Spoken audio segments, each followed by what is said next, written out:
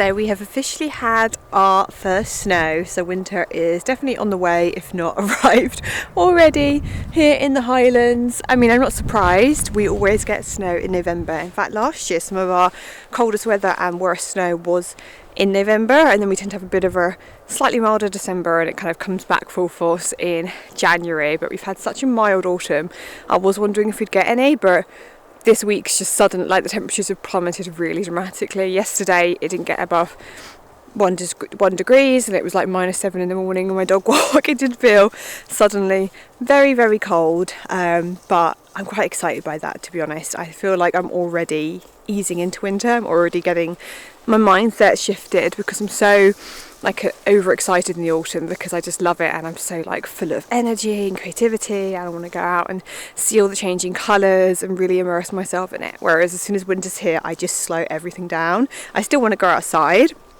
but I want to do everything slower, and you have to, when you do live in more rurally in these kind of conditions, I have to be careful where I'm walking, where I'm driving. It's a bit trickier to get food and things like that. So yeah, it's a really good signal to start the process of slowing down and easing into the winter, which can be hard for a few people, and myself included, because it is harder to survive in these conditions. But at the same time, I just love it. I do love winter. I love the fact that the mornings are so dark now and I get to write by candlelight, and it's just, the epitome of romanticising my life when it comes to winter. So we are going to enjoy our snowy dog walk. Sky's ecstatic. Can you see her?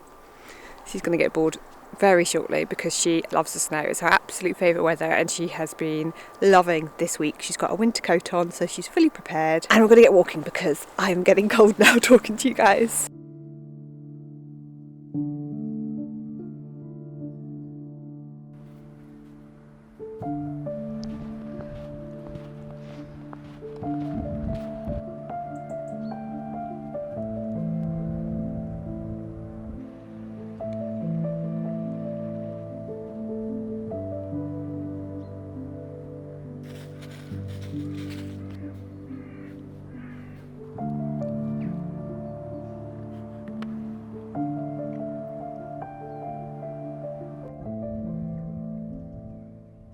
I've just made myself a cup of rose yogi tea in this gorgeous mug that my friend got me for my birthday. Isn't it stunning? I also feel like it's the perfect kind of colour scheme for winter, which is what we're going to be chatting about in this video. And then speaking of teas, look at the advent calendar my mum got me this year. She's got me a tea one the last couple of years. I think it's been pucker for both years, which I really enjoyed, but she obviously decided to mix it up this year. This is the English tea shop calendar, and it's really sweet because each one has little boxes with tea bags in them, and also the fun thing about it is you can change the design depending on what you prefer. So you've got different options on the back of the designs that you can change them to. I think I'm gonna stick with the green because it goes quite nicely with my kitchen. But yeah, if you're on the hunt for an advent calendar and you're not a massive chocolate person, this is a really fun idea. And I also wanted to let you know that I've got a couple of updates on my Etsy store. So I sell Slow Living Notion planners on there, and I've updated my main kind of overall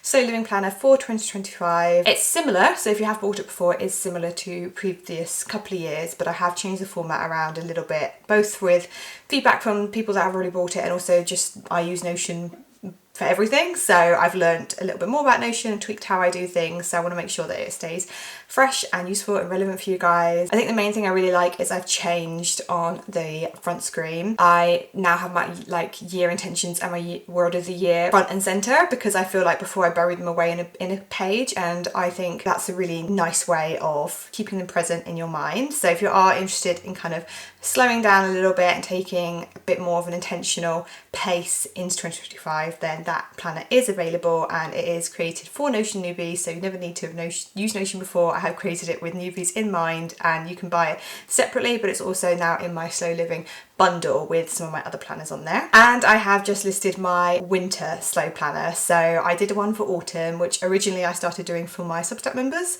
as these are people that support me financially all through the year, so I really wanted to do something to give back to them, and they really loved it, so I thought I'd make it available on my Etsy store as well. So I have my autumn one on there, and now I have my winter one on there, and I use it myself personally. I find it really fun, really fun thing to do, but also really useful to help me kind of live more in line with the seasons and make sure that I'm maximising every minute of it, because you guys know that I love to live seasonally. So yeah, this vlog's going to have a few different cozy activities. I want to do my winter journal page and my bucket list, because I did that. I started doing that in summer for every season, and I really enjoy it. It's a really creative activity, and writing out the bucket list by hand I find is nice. You know, I plan most of my stuff in Notion, but it's quite nice to do that by hand occasionally. I've still got some Christmas shopping to do, so I think I'll take you guys out and about with me to try and do that. I want to do a lot of my shopping, or all of my shopping if possible, locally this year. So I'm going to be popping out to some independent gift shops and some charity shops. And of course I will be chatting all about the books I will be reading this winter and give you a little bit of a sample of my reading list. And I also want to touch on what I'm going to be doing with my content over the next month or so, because things will be changing a little bit. So I'll chat a little bit about that later on. So yeah, I hope you enjoy this cozy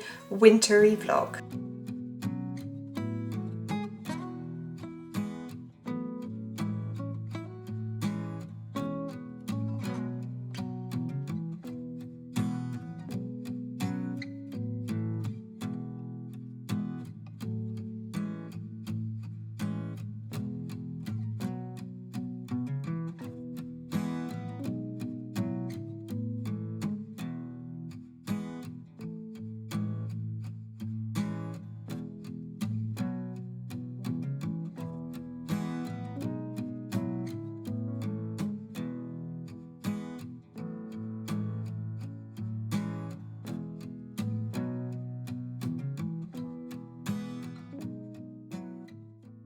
Welcome to a bit of a wet and windy Monday in my life. The weather is all over the place at the moment. We're having snow, rain, all sorts. A typical kind of late November, approaching December in the Scottish Highlands. But I wanted to come out this morning to, whilst it's not too snowy, to do some Christmas shopping. So I've come to Grantown. I mentioned this in my last vlog, that I wanted to come here because it has some nice gift shops, and it also has an independent bookshop, which actually wasn't open. I think I might have been a bit early. I think maybe it was opening a bit late, because it does say it's meant to be open on a Monday, and I got there at like 10:35. It was meant to open at 10:30, but there was no sign of life. So I thought I'd come back, and then turned out I didn't actually need to, because I got all my gifts in the other shops, which is totally fine. So I thought I would just show you quickly what I got. First of all, I don't think I've actually shown this. I actually got myself, I was talking about in my reading vlog, I think, getting a smaller Hydro Flask for my coffees, and as I'm having like more of an orange moment in my life, I thought this would suit, because I do absolutely rate and stand by Hydro Flask. I think they're great, and I just got myself an oat latte from the refill shop, Fiona's Whole Foods and Refills, I think it's called, which every time I go in there I feel like they're just amped up. It's just such a lovely place to spend time. It's quite hippy dippy. I really enjoy it, and yeah, I just wanted to get a takeout coffee, and I've had a few sips of this and it is delicious. They definitely know how to do good coffee, so I would highly recommend if you're ever in the Grantown area. They also do cakes. I did resist this time because there wasn't one I was like, I really want that one. I feel like with me it has to be like something perfect for me to want a sweet treat. I'm not a massive sweet person, but I have had their cakes before, which are very nice. So I went to the Speyside Centre first, which has got like a garden centre and a cafe and a gift shop, and I got a few things for one of my brothers, because we got Secret Santa. We do Secret Santa in my family, and I don't think he'll watch this, so I can show you what what I got him. I have 3 younger brothers, so Sod's Law was going to get a boy, but I had no idea what I was going to get him when I walked in. But I actually found some like skincare bits, and he's actually quite into his skincare. So I got this brand Thistle and Black Pepper. I don't know, it smells nice. I think it smells nice anyway, so I got him like a facial wash, and then a hand cream, and then I also got him a shampoo bar, because I don't think he would have tried that before, so maybe we'll edge him towards getting more solids, which, in all honesty, I don't really use shampoo bars a lot, so I should do more of that. But I thought hopefully that would be nice. I don't know, it's really hard to shop for boys. I really struggle. But yeah, I don't know if I said, I always do, but I think this year I've been more intentional in trying to do my shopping locally, and I've just tried to be more organised with it, you know, rather than getting to December and I've done no Christmas shopping. I'm actually being like, okay, let's try and get your Christmas shopping done in November, and I think I might be getting there. I might have actually done it, because that's one of my main presents done. And then I got a couple of, they're not really Christmas cards, but I'm going to use them as Christmas cards because they're just lovely. So I got one with foxes, and then this stunning one with some deer. It's this artist on the back that does them.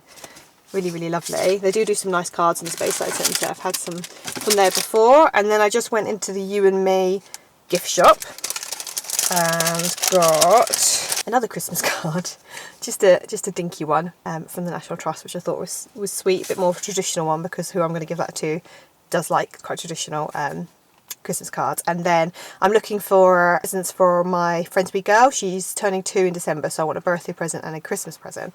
I think I've got that now. I got her these, and I feel like she's too young for it. I don't know if 2-year-olds can play Snap. I don't know much about children. I did think if she can't do it now, that might be quite fun to do at some point, or at least she can play with the cards, because she does like her fairies and the princesses and stuff. And I thought this was quite reasonably priced as well, so I thought I'd get her that. And then I wanted to get her a book, because I am that person that gets all the children in my life books, and I wanted to get from the independent bookshop, but I actually saw this, and it passed in the charity shop obviously.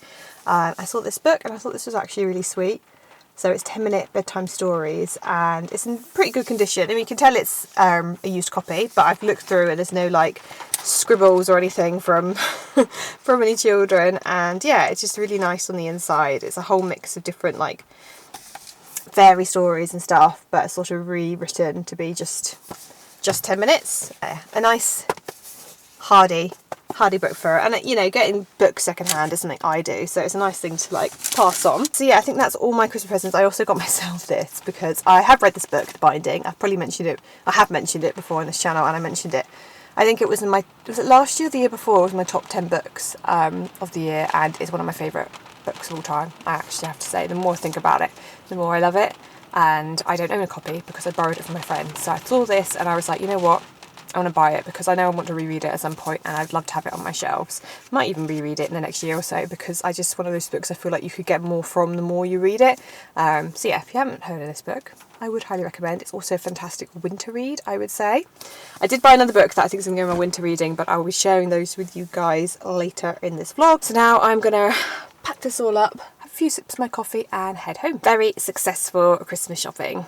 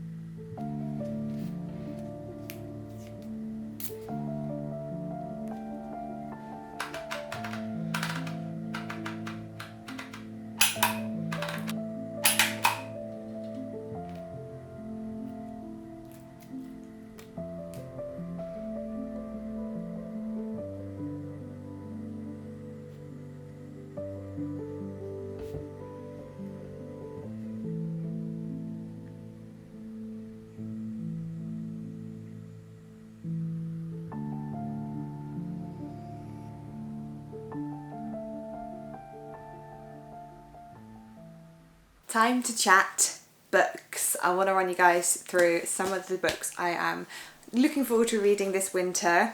Sky will be joining us for this segment because she was already on the sofa and I didn't want to move her. If you want my full winter reading list, then you can get that by subscribing to my Substack down below and becoming one of my Substack members. They get lots of exclusive content, including video reviews of all of my reading every season and also my full reading list for the upcoming season. So my Substack's always linked in my description if you would like to join us over there. I thought I'd run you through just a sample of some of the books that I'm looking forward to reading. Some of them are more wintry, some of them are just books that I wanted to get around to reading, so have ended up on this list. The first one is one I'm actually currently reading. It's a non-fiction, it's like a memoir style, and it's Sorry I'm Late, I Didn't Want to Come by Jessica Pan, who is a writer that I actually originally found on Substack. She writes on there and has some great posts, so I recommend checking her out there as well. And this is essentially about Jess being an introvert and finding herself in quite a dark and lonely place. She ends up living in London, and I think, like a lot of us can relate, you end up growing apart from friends or moving away from friends or them moving away from you, and she finds herself in a situation where she would like to have a bit more interaction, a bit more people in her life. So she decides to challenge herself to living a year of being more of an extrovert, and these challenges range from simple things like trying to talk to strangers to doing stand-up comedy, which is very impressive for anybody to do, let alone someone that is, you know, on the shyer spectrum. So really interesting, but also hilarious. I have laughed out loud more than once. She's a very talented writer. So particularly if you are more introverted, I recommend checking this out, because as much as it's just like a lot of it is quite light and funny, there's some deeper meaning to it, and it's stuff that I've really made me think about my own life as well, and maybe some learning that I could take from it. And then another non-fiction I want to be digging into this winter is this one. It's got such a beautiful cover. It's called Oaklaw, and the publisher actually kindly sent me this. So on the back it says that this is a celebration of the oak in British life, literature, culture and history. So essentially it's all things about oak trees, and they're one of my all-time favourite trees. I would say that maybe even second. My favourite tree is Scots pine, because for me that kind of epitomises the Scottish Highlands for me, but oaks are also beautiful trees, so I'd love to learn more about them. And then the next two are books I've just picked up from charity shops. The first one is The Story Collector, and I recognised this vibe of cover, which is also really, really lovely, because I read her book The Lost Bookshop, which has a similar cover, and I enjoyed that, so I thought I'd pick this one up. And this one is set in Ireland in a quiet village, and it's split timeline, which I always enjoy, and it starts with 100 years ago, and we follow a girl called Anna who helps translate this fairy tale from Irish to English, and then in doing so uncovers this mystery that ends up having a really big impact on her life. And then the present day we follow Sarah Harper, who travels from New York to this area in Ireland, and then herself somehow gets involved in this mystery. So it looks like quite a nice, cosy, maybe not cosy mystery, but on the cosier spectrum. Her last book was like that, you know, there was some darkness to it, but I would say overall it was a bit more of a feel-good book, and I really liked it, so I'm hoping I will love this one as well. And then this one I'd say is on more the darker end of the spectrum. I've read quite a few gothic books in my autumn reading. It's my favourite time to read some, and I also have some left on my bookshelf that is probably going to have to will have to fall into my winter reading now, but I've mentioned those in previous vlogs I think, so I'll leave those up there. But I do like a gothic one. This one's more on the vibe of crime, I would say, and I was drawn to this one originally because of the crow element. I love crows personally, and I feel like they're definitely more of a bird you associate with the winter. And in this book we follow Martha, who was previously a reporter but ends up giving up her career after the tragic death of her children and moves to the Scottish Highlands, but she stumbles across